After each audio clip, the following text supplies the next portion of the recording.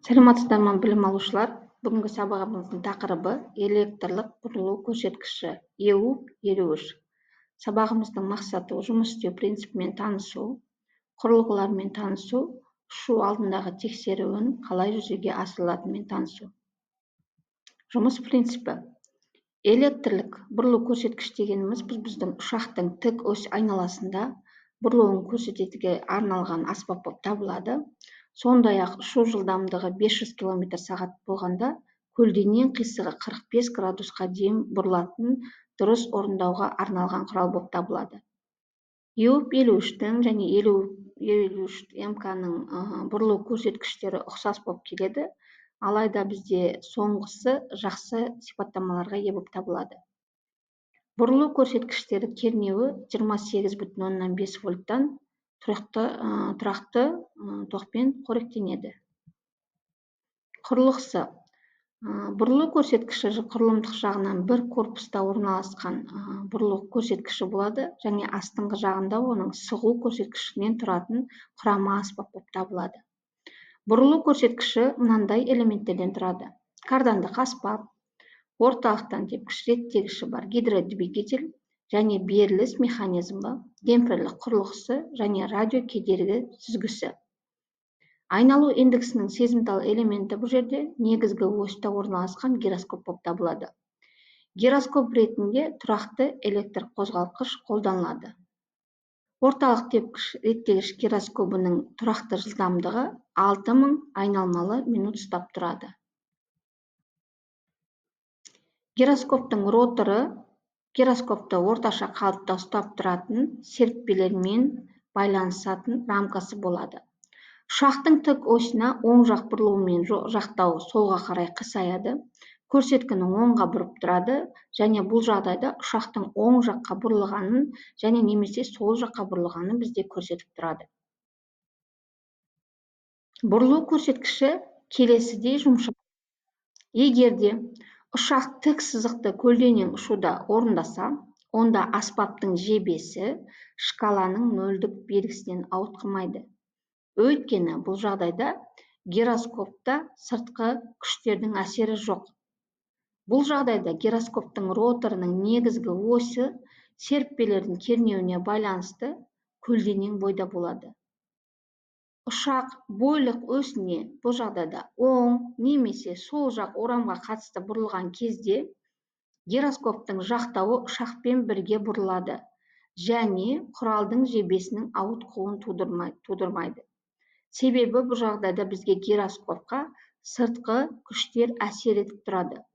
Демек, айналу индексінің гироскопы тек оське қатысты ұшақтың айналатынын көрсетеді. Ұшақ тік осьқа айналған кезге гироскопқа сыртқы күштер әсер беріп тұратын болғандықтан, бұл гироскоппен жақтаудың прецессиялық қозғалысын тудырады. Гироскоптың жақтауы беріліс механизмі арқылы масштабтың нөлдік белгісінен ауытқытатын құрылғының көрсететініне әсер етеді. Осылайша, бұрылу көрсеткіші ұшақтың тек осінің айналуын көрсетеді.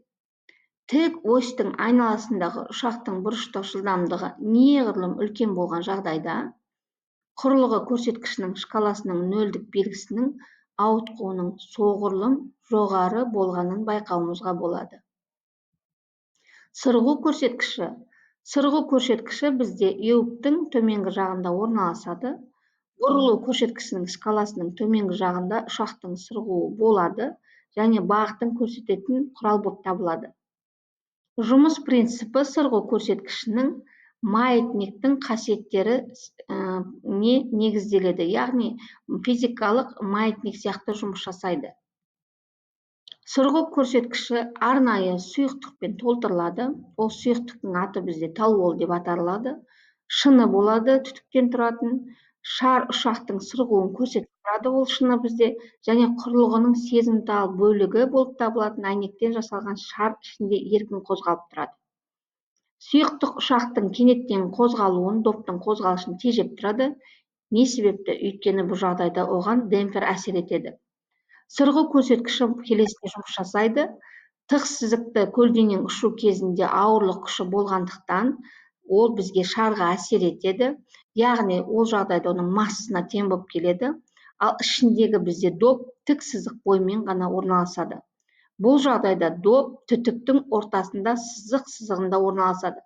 Демек, бұрылыстар мен бұрылыстарда шыны түтіктің ортасында доп орналасқандықтан ортасында болғандықтан, бұл жағдайда біз сырғудың жоқтығын немесе бұрылыстардың дұрыстығын көрсетіп тұратынын аңғаруымызға болады. Ұшу алдындағы тексеру және ұшуды бұрылыс еуіпта қалай жүзеге асырылады? Ұшу алдында біз ең бірінші аспаптардың корпусына назар аударамыз, шынысының бүтіндігіне назар аударамыз, шкаланың белгілерінің нөлдік бағытта болуына назар аударуымыз керек. Сондай-ақ бізде көрсеткіштердің түтігінде сұйықтықтар және толуол деген бізде сұйықтық, ол бізде мөлдір болу керек, оның ішінде ауа көпіршіктері болмауы керек, көз жеткізуіміз керек. Құралды қарау кезінде және де назар аударатын нәрсе шкаланың нөлдік белгісімен сәйкес келуі және сәйкес келмеуі жебенің плюс-минус бірден аспауы керек. Пайдаланған әдебиеттер бізде Харин және Ибраев. Үй тапсырмасы еуіптің кинематикалық сызбасымен танысу, берілген тақырып бойынша реферат дайындап келу. Назарларыңызға рахмет.